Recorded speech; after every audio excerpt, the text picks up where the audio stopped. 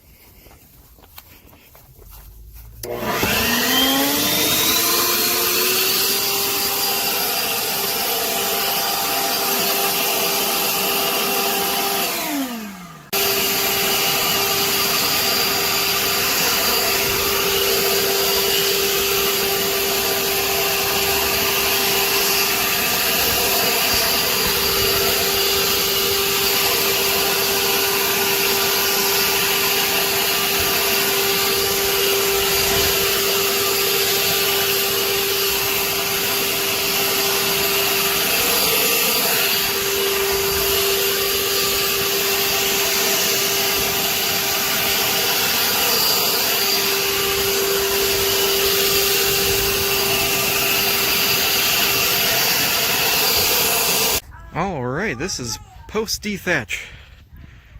Things are looking pretty good. I think the grass looks a little bit more green because I removed so much dead stuff. It took a lot longer than I thought it was.